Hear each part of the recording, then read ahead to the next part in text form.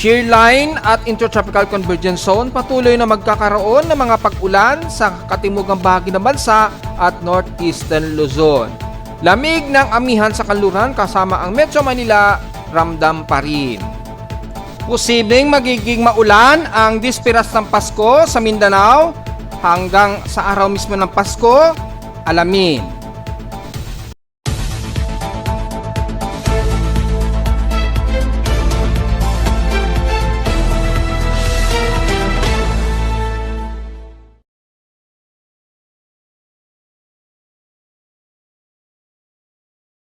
Hello, good morning mga folks. Welcome po muli sa ating Daily Weather Bulletin at Analysis para sa araw ng Miyerkules, December 17, 2025. Ang oras sa ating boss may maga ay 11:37 na ng umaga.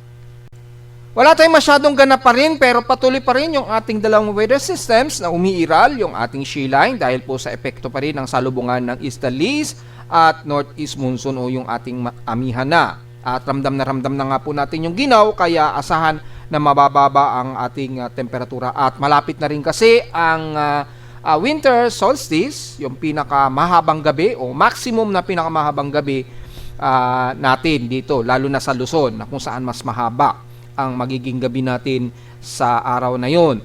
At dahil nga po dyan ay patuloy pa rin ang pag-iral ng mga kalat-kalat na pag-ulan dyan pa rin sa silangan pati ng Nodo Luzon pa rin sa patuloy na epekto ng shear line. At yung ITCC naman sa may bandang Mindanao magdudulot naman ng malawakang ulan. Despite na yung binabatay natin na convergence ay nag-embedded as a pestrap ito, magkakaroon ng mataas na cyclone genesis o rainfall genesis hanggat hindi ito magigi-invest, magpapaulan yan at posible pa itong humaba at magtagal hanggang sa disperas o hanggang sa mismong araw ng Pasko ang aabutin ng epekto ng ITCC dyan. So magiging mas maulan talaga kayo dyan sa parte po ng Mindanao at most of eastern sections ng ating bansa. Dito naman sa bandang kanluran ay patuloy tayo na magiging gloomy pa rin, maulap dahil sa epekto nga po ng dalawang system sa silangan pero magiging madalas ay magiging katamtaman ng ating panahon. Maulap nga lang at medyo windy. At syempre kasama na ang maginaw na simoy ng hangin lalo na ngayon araw na ito. Maging sa bandang hilagang pati ng Luzon na kung saan ay mas bumababa na ang temperatura sa mga matataas o high altitude na bahagi dyan sa bandang Nodo Luzon, lalo na sa bandang Benguet po at Baguio. Makita natin sa ating lightning detection system ay usually marami pong lightning strikes pero usually mga bandang hapon po o gabi nagkakaroon ng accumulated ng mga pagkulog at pagkilat, especially dito sa eastern sections ng Luzon. So, nagkaroon din tayo ng medyo light drizzle rains mula kaninang madaling araw dito sa Metro Manila. Madalas ganun lang ang mararanasan natin, kadalasan po yan tuloy-tuloy na yun hanggang sa magtatapos ang buwan ng December ngayong taon.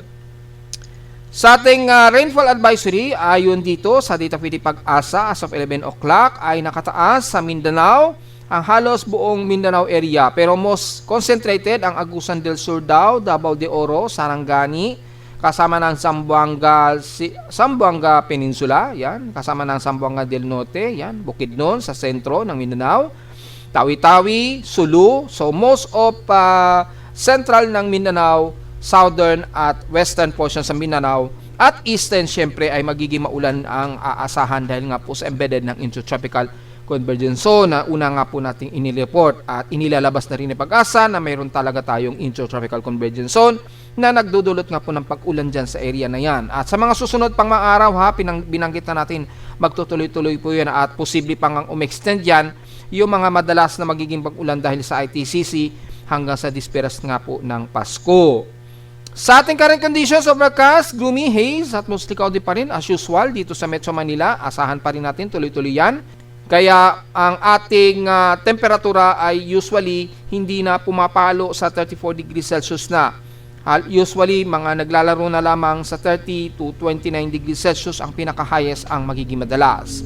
Sa lawas sa Petro na itala na weather station kaninang 3:40 AM ay pinakamababa na naitala sa amin 22.6 degrees Celsius na grabing ginaw na naitala namin dito sa Caloocan since kaninang madaling araw 3:40 AM. Pinakamababang temperatura na yan ngayong buwan na naitala o ngayong taon na naitala sa amin sa Caloocan. Except na lamang yung January. So, mula ngayong buwan, pinakamababa na po yan na naitala sa amin sa Caloocan na 22.6 degrees Celsius. Kasi noong January 28, ngayong taon, ang pinakamababang na i-record sa aking weather station ay 22.3 degrees Celsius. Ito na po yung pinakamababang temperatura na naitala sa amin sa Caloocan. Sa highest temperature naman, since kahapon, nakapagtala kami ng 29.9 degrees Celsius. Yan na po yung pinakamataas. Naglalaro na kadalasan mga 30 degrees Celsius to 31 degrees Celsius. And then, naglalaro na lamang sa ganyan kataas ang madalas na nagiging outside temperature namin.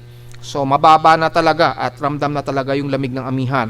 Kahapon yan ng 11:09 AM. So, wala tayong magiging komento sa heat index at mababa ang magiging forecast natin ng heat index. Kahapon nga 37.6 degrees Celsius lamang. So, hindi tayo makakapag-forecast ngayon. Alam na natin mababa yan dahil yung panahon o klima ngayon ay talagang mababa ang heat index natin. Madalas magiging very humid tayo o cold humid at saturated ang mga water moisture. Sa peak systems in past 24 hours, obviously sa Mindanao pinakamataas ang temperatura, dyan sa Butuan na 32.6 degrees Celsius ang pinakamataas na temperatura sa Mindanao, sa Butuan. Sa lowest temperature naman sa Baguio, well, ay nasa 15.8 degrees Celsius na po ang pinakamababang temperatura dyan sa Baguio. Yan. So, asahan na natin sa bandang Benguet niyan, sa Atok Benguet, malamang nasa 13 degrees Celsius yan, malamang ang kanilang lowest temperature dyan, kaya napakaginaw na talaga dyan. Sa Iloilo naman ang Infanta Quezon, nakaranas sila ng 65 mm sa total rainfall. Well, obviously yan, dahil sa ating shear line, very obvious po yan. Sa amin sa Caloocan kahapon, 1.2 mm lamang, at kaninang madaling araw, 0.9 mm lamang ang total rainfall namin. So, nakaka 43.2 mm na kami in past 7 days. O sa total December rainfall, 55.2 mm total rainfall. So, hindi pa rin kami nakakaabot sa aming December average rainfall na 71 mm mahigit. Difference pa of 16 mm. Outside humidity, 75%, medyo katamtaman at bumaba ito ng 4% since last hour. Medyo nagiging drier tayo ng konti pero katamtaman. At atmospheric pressure, mataas po ang ating barometric pressure sa Metro Manila at 1,011 hectopascals. Mabagal ang pagbaba nito since last hour. So, natiling low tide po tayo pero medyo roughy seas tayo lalo na sa silangang bahagi ng bansa dahil sa may lakas po ang ating easterlies trade wind. At sa hilaga naman ng Northern Luzon o extreme Northern Luzon, malakas naman ang daloy ng ating hanging amihan.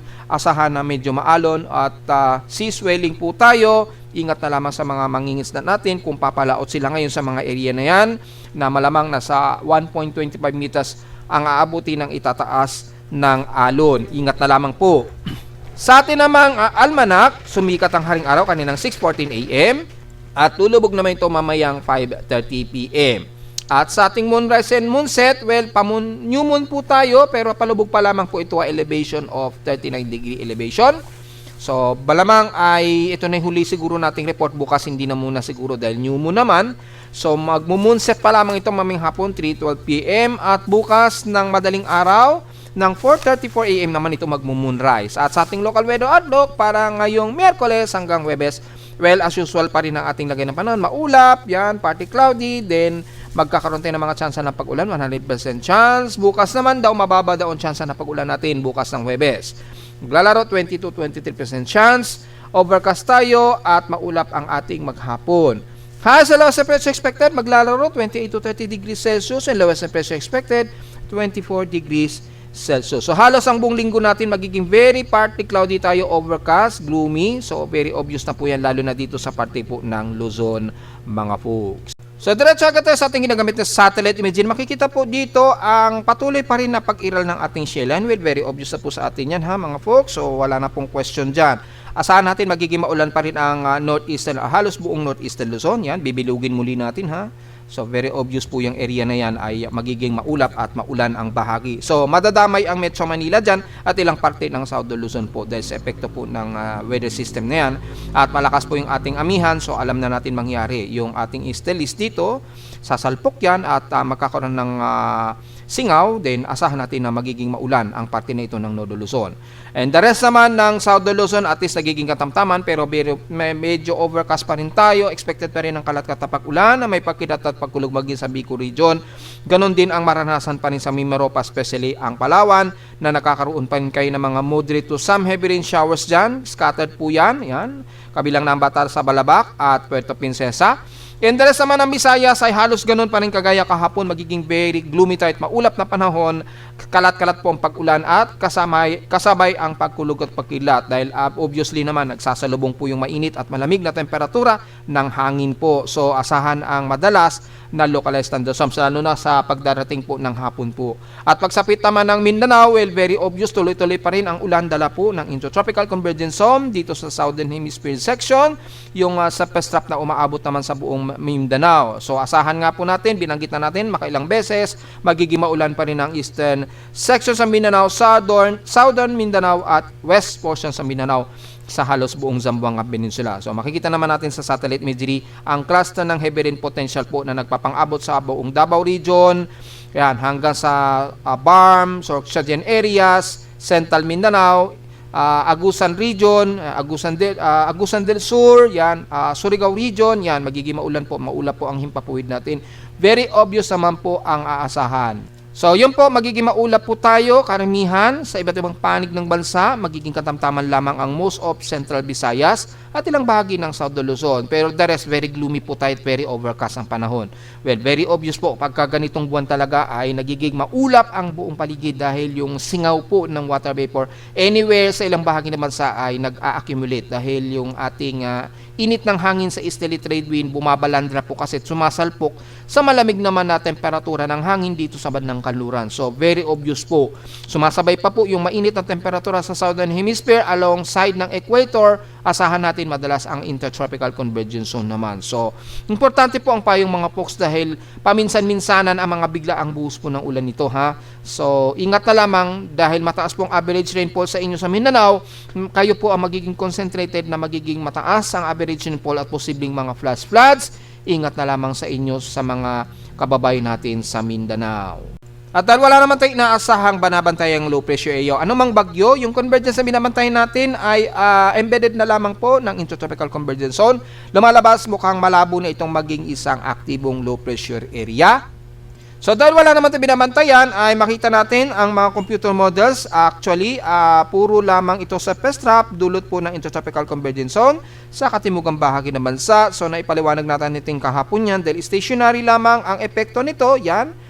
Maaring itaas siya ni JMA bilang shallow o mahinang low pressure area lamang. Depende po yan sa pagbaba ng atmospheric pressure ha. So malinaw yan mga folks. So kung i-double check natin, mag-double check tayo kung itataas yan ni Japan Meteorological Agency bilang mahinang low pressure area. Pero malinaw naman sa iba't ibang mga weather agencies gaya ng Joint Typhoon Weather Center, hindi naman sila nagtaas. Kay Japan Meteorological Agency, hindi rin naman nagtaas. Double check natin sa 24-hour period, wala rin silang itinaas. And within 48-hour period, ay mapapansin natin wala rin silang itinaas. Ayun, meron pala. Yun, meron. Ayan, ito yung sinasabi kong mahinang low pressure area lamang. So, maaring itaas yan ni Japan Meteorological Agency bilang isang shallow lamang na low pressure area. Pero maikukonsider natin na sa pestrap lamang yan. Depende sa tropical cyclone sector kung itataas as invest, pero malabo na itong magiging isang aktibong low pressure area pa dahil yung steering environment nga po sobrang lakas nga po dito sa silangan ng bansa, so hindi magkakaroon ng sapat na accumulation for Coriolis effect para maging isang ganap na bagyo nga po itong o aktibo man lang na low pressure area. So wala masyado magiging problema. Ang magiging concern na lamang po dyan yung dalang ulan nga po nung sa pestrap alongside ng Intertropical Convergence Zone embedded ng ITCC. So malinaw po yun mga folks para sa mga magpapakalat meron na namang bagyo. Hindi po. Hindi kumpirmado o hindi pa sapat yung kanyang convergence dito. Ayan, mataas po. Favorable naman po yung convergence niya. Pero makikita nyo po, halos Intertropical Convergence Zone lamang o sa pestrap na nag-accumulate dito sa may bandang Indonesian Peninsula. Yan, magdadulot yan ng pag-ulan dito sa parte nga po ng Mindanao. So, malinaw yan mga folks. At wala po tayong magiging basihan para tawagin natin yan na biglang aktibong low pressure area. Hindi po. O yan, mayroong mga mataas na moderate na probability of vorticity. Yes, totoo po yan, mataas ang vorticity kasi nga po halos bandang equator po yan. Yan, mataas talaga ang lumalabas na vorticity dyan, pero mapapansin nyo po, hindi siya nagkakaroon ng low level convection, walang low level, walang upward low, dahil nga po sa nahihirapan siya doon sa malakas na easterly trade wind po. So, yan po ang magiging system, magiging maulan lamang po ang magiging madalas natin. Posible nga po hanggang sa disperas nga po o araw ng Pasko, magiging maulan po ang parte ng Mindanao. Kaya ready sa inyong mga payong mga folks, lalo na sa mga magpa-party, siguro naman. At sa posibleng maging bagyo ay wala naman po tayo sa ngayon na magiging alalahanin po yan mga folks. Ingat na lamang talaga, ulan ang magiging problema natin dyan mga folks. At sa mga computer models, wala rin namang latest na nakikitaan tayo dito. Malinaw lamang nasa pestrap lang talaga o embedded ng intertropical convergence zone na magdadala lamang talaga ng mga pag-ulan. So, yung threat na magkakaroon tayo ng bagyo hanggang sa bago mag-disperse ng Pasko ay totally wala po at wala tayong kumpirmasyon na ganun sa ngayon. So, yun lamang po at wala tayong magiging komento at wala tayong masyadong magiging issue para dito sa ating binabantayan na possible tropical cyclone information o prediction. Wala po. Maliit lang talaga at napaka-disorganized lamang. So, posible lamang sa mga susunod na araw o within 48 or next 48 hours, itataas yan ni GMA. So, pag tinaas yan ni GMA na shallow na low pressure area, posibleng itaas din ng pag-asa yan as shallow low pressure area lamang. Pero nasa sa kanila na yan kung gagawin nilang tropical depression yan, pero sa atin ay surface trap lang talaga yan mga folks. Magdadala lamang talaga ng mabibigat o malawak ang pag-ulan dito sa parte mo ng Mindanao hanggang sa darating nga po o bago mag-disperas ng Pasko at posible pa nga pong mag-extend yan sa araw mismo ng Pasko mga folks. Sa ulat lindol, kagabi nagkaroon tayo ng slight na medyo malapit na lindol dito sa amin sa Caloocan. Ayan, nag-alarm po. Mga around 8, mga 8:15 ng gabi. So, walang masyadong ganap dyan. Nagkaroon ng malamang na medyo mababaw na epicentral depth. Pero mula ngayong umaga hanggang sa kasalukuyan ay so far wala naman tayo na mamataan dito. Pero may mga cluster po na mga mahihinang pagyanig, probably mga magnitude 3.5, mga something na ganyan. So diretso agad tayo sa data feed ni PBox, wala ring naitala na kahit isang magnitude 4 pero sunod-sunod pa rin ang mga aftershocks dyan sa bandang Bogo, Cebu at Manay, Davao Oriental pa rin po. So mag-iingat pa rin tayo mga folks dahil patuloy pa rin yung mga aftershocks dito sa bandang Bogo, Cebu at ilang parte sa bandang Davao Oriental. So, wala tayong masyadong ganap. Maging maingat na lamang po dahil yung latest po, may mga pagyanig dyan sa may bandang Romblon na at least mahina naman pero mababaw, magnitude 2.7, around 9 km lamang ang kanyang epicentral depth. So, maging alista pa rin tayo mga folks lalo na sa may bandang Calatagan, Batangas sa paligid at bandang Northern Luzon naman sa Ilocos Norte. O malapit dyan sa may bandang Benguet, ingat pa rin mga folks. At kung double check natin sa world seismic kung mayroong malakas na naitala na mga paglindol sa labas ng ating bansa, usually Coral Islands, magnitude 5, yan. Malayo naman ito sa Pilipinas, pero malapit sa Japan, sa Kushiro o bandang Kushiro, Japan. So halos around Hokkaido, malapit sa halos northeast ng Hokkaido. Yan. Bandang Coral Islands po yung madalas na malakas na mga paghinig. Dito naman sa baba, bandang Solomon Islands. Yan, mayroon ding magnitude 5 dyan, 5.3. Yan, sa may bandang Solomon Islands. So, paligid pa rin ng ating Pacific fire zone.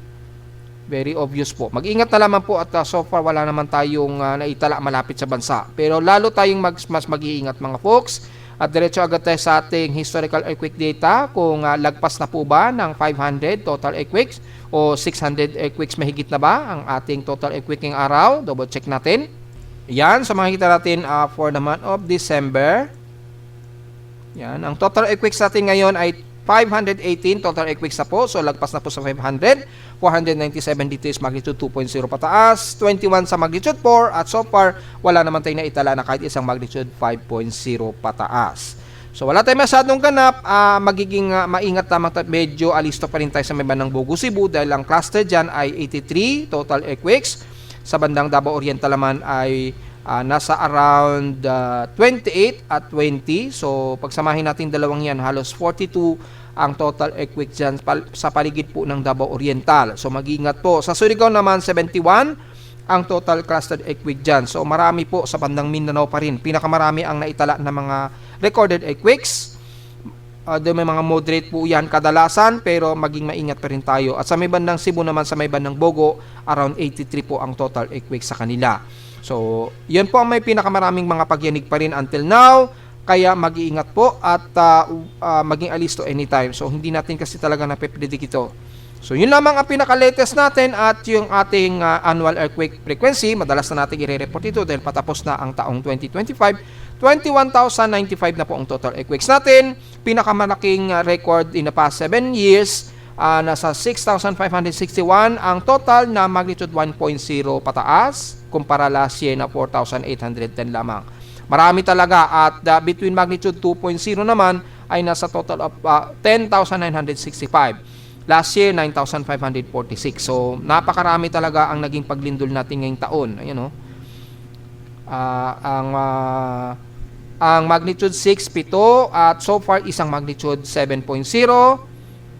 Yan. Last year nga lang, pinakamarami last year na nagkaroon tayo ng dalawang magnitude 7.0. Hindi kagaya ngayon, pinakamarami naman ang magnitude 6 at isa lamang yung magnitude 7. Hindi kagaya last year. Ayan, So, yun po.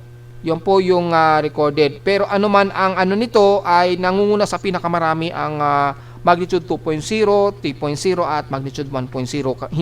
Hindi kagaya last year na kokonti lamang. Ayan, ito yung last year, 2024 at ito naman ngayong taon. So, yun po. Napakarami talaga ngayon at dapat nating i-enhance yung ating mga structure dahil as time goes by po, kada taon, mas dumarami po yung record natin ng mga lindol sa Pilipinas. At narito naman ating 3-day weather forecast para sa araw ng Miyerkules, December 17, 2025.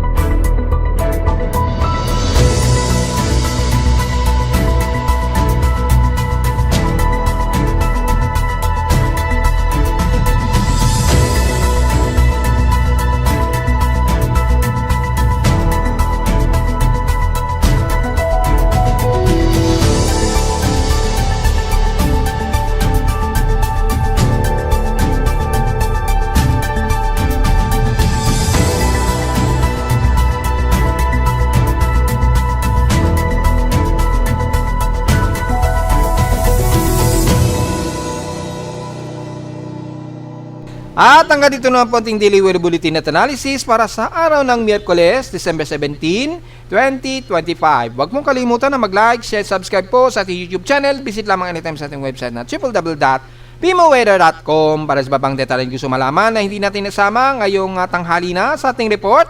Kasalang natin na tuloy-tuloy na very gloomy tayo at asahan ng mga light drizzle rain kadalasan at lamig at ginaw, dala ng amihan. At visit lamang sa ating website sa gusto malaman pa rin pinaka-dynamic events mula sa reading na aking aparato mismo sa Caloocan at sa data feeds mula sa iba't ibang weather agencies. Maraming salamat po mga folks at magandang araw po sa ating lahat.